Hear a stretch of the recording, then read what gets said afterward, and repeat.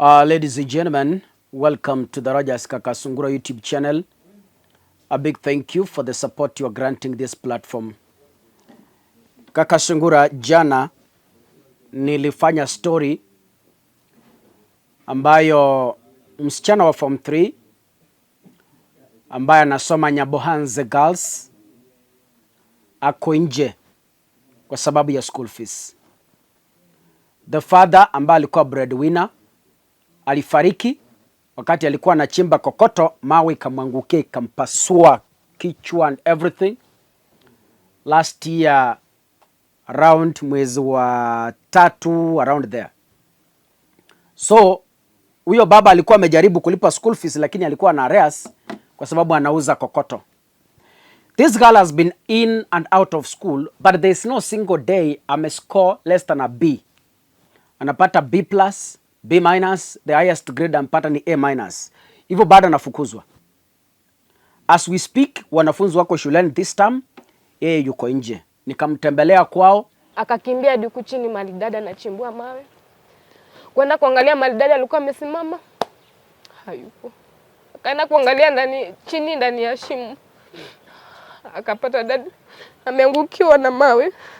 Amepasuka kichwa, skull yote imepasuka like haiko. People came, they promised to pay my school fees. Wengine wakasema kwa mazishi the fee balance yenye imebaki Nyabohanze Girls nitaikilia na huyu mwanafunzi atamaliza shule. Makofi wapi? Hatujaona kitu kama hiyo. After mazishi kila mtu alienda kwake.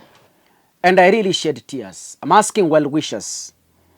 Ladies here, wale mnapenda kusupport mtoto kama huyu akibaki pale kwa village, maisha yake yatapotea na hatuwezi mpata hata siku moja. She's crying and pleading for help. Arrears ni 110. Ukiongeza na school fees ya form 4 inakuja 170 plus kuna vitu ajalipa, mambo ya remedios, mambo ya rims and other things. So far we have contributed 80,000 Kenyan shillings. So we are still pleading for our esteemed fans to join us. 1,500, 10,000, 50,000, 100,000 if you can manage. We will highly appreciate you msichana arudi shule. She's very eloquent akuja kusaidia community. Now, it is now clear and confirmed that the marriage between William Ruto and Raila Odinga is at stake. Not only at stake, it is actually dying. Because when you see the people around Raila Odinga, the things they're saying, you are left to wonder what is happening. But those who have been in politics for many years and a few years, we're able to understand exactly what it is happening. Now, Anyang' Nyong'o, the interim deputy party leader of ODM, is speaking. And what he's saying, anasema kwamba kuna project ya William Ruto ambao ni hot air in Luo Nyanza. And this is what he's writing. I want to read for you here.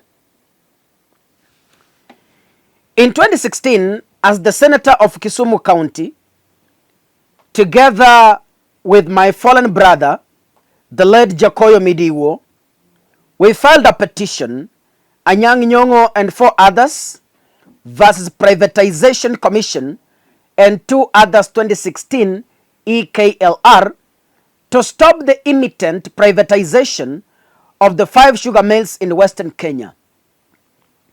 And the court agreed with us. Then as now, I do not condone the abuse of due process to grab public assets cheaply for the benefit of private monopolies and fiefdoms.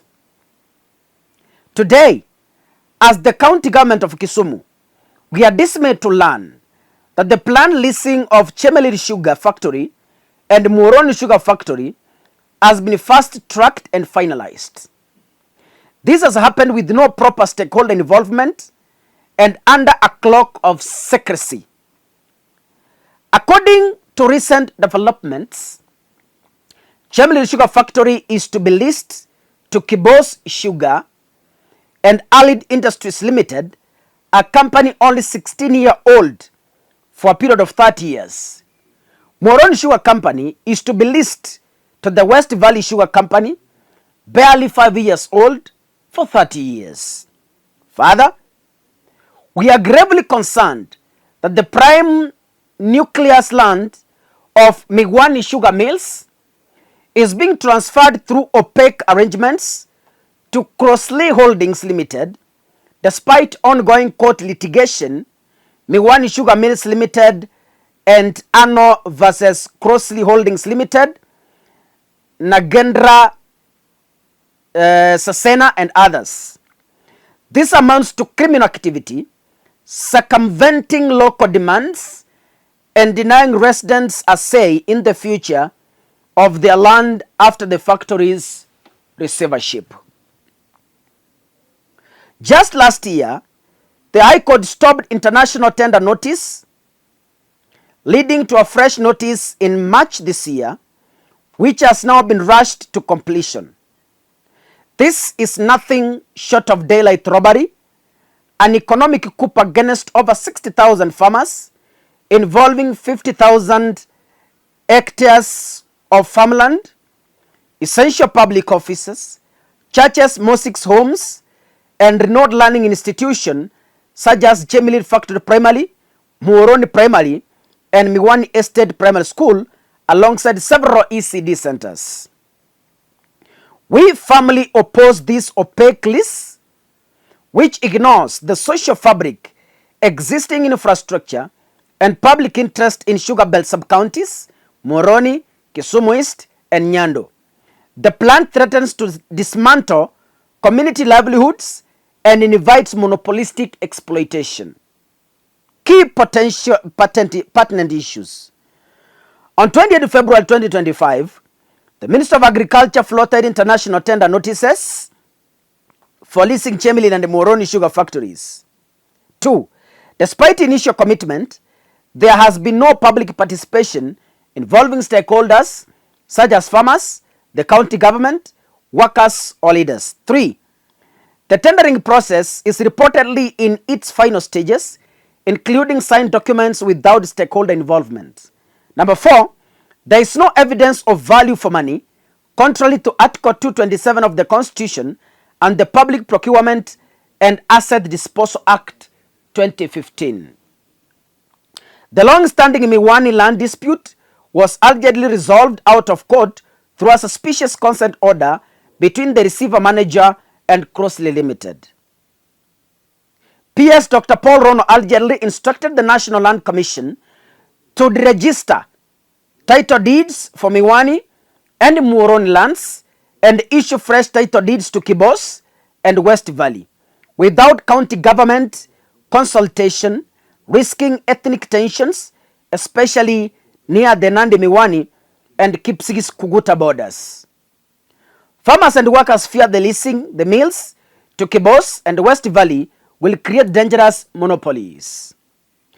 The Leasing Transition Committee, responsible for assets, liabilities, workforce transition, and dispute resolution, has no representation from the county government, farm organizations, or workers' unions. The 30-year lease will disenfranchise local farmers, robbing them of land and economic autonomy. This is unconstitutional and violates Article 10, 11, 60, and 62, which guarantee public participation, transparency, and land protection. Agriculture is a devolved function under Schedule 4 of the Constitution.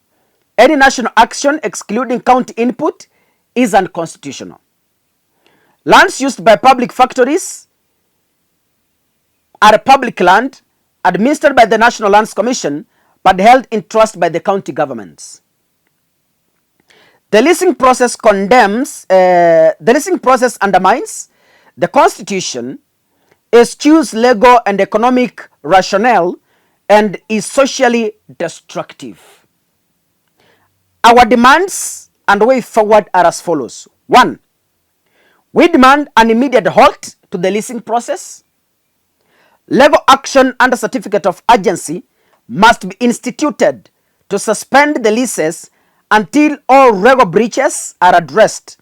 The county may support farmers groups in this effort. May support farmers groups in this effort.